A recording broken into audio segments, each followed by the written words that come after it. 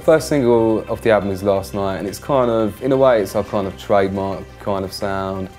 Vocally, melodic, liquid, dance floor. I think it's a little bit different because it's got sort of snappier drums. It's not like in-your-face type tune, yet you can play it at peak time on a dance floor and it goes off really, really well, you know.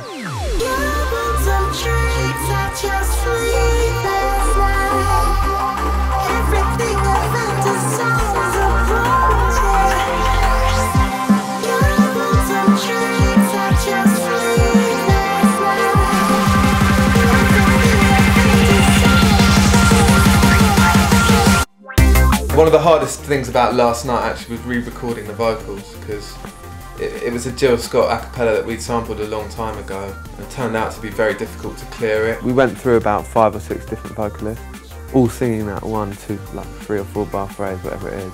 Man, I don't know what hardware or software or whatever they were using in that Jill Scott studio session, but that vocal had a certain sound to it, and obviously her voice is pretty incredible itself. Re-recording vocals is always going to be really, really tricky, but we were really happy with the result that we got. We wanted to get that out. It's been around for a little while now, been in a couple of essential mixes. Because Last Night's been out for a while and people are probably used to hearing it, we wanted something totally fresh that people hadn't heard before on the flip side. We're known for our particular sound, which is a kind of maybe euphoric, melodic kind of sound, sometimes quite melancholy. We wanted to really branch out into and try a few different things, like for instance with War Cry. We'd never really tried anything in that kind of vein, just super percussive, quite dirty. I think when people hear that, they won't really recognise our sound at all.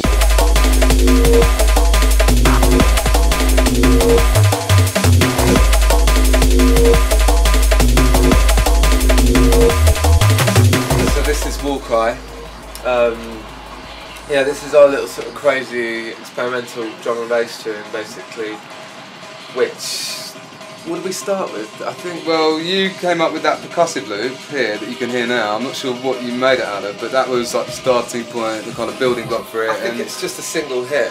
Yeah, it was a single hit that you kind of looped over, and it just had a mad vibe to it, and it kind of led to this really tribal, Asian-inspired like jungle track, basically. These guys came over from India, not specifically for us, but they were just touring in the UK, doing like loads of concerts, and they came into the studio and we were just blown away by this guy. He was just incredible, this vocalist, just kind of singing up into the sky, and yeah, he was just He just amazing. smashed it, yeah, yeah, smashed it. These guys are amazing, and they just provided us with so much vibe to carry the track through. When we were deciding what to put on the album, we knew instantly we didn't want to do a purely drum and bass album. We're not into just one sound. We like music from all across the board. Even in drum and bass, like every subgenre, there's something that appeals to us. For us to try and experiment is, you know, the most important thing to us. We don't want to be artists who just churn out one sound for years and get boring, you know. We want to constantly try and surprise people with our output.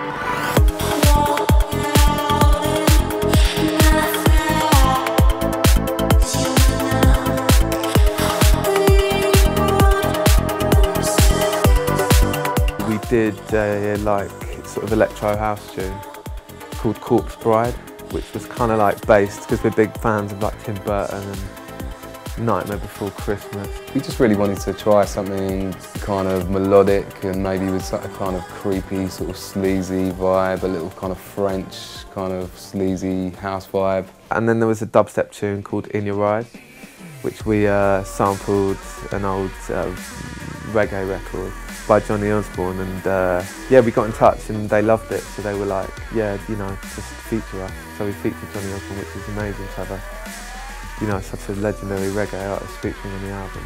It's been really, really fun actually writing at these different tempos, because we're used to just writing at 174 BPM. It's really refreshing actually to set your Cubase at a different template and just crack on and try something completely different. We'll be right back.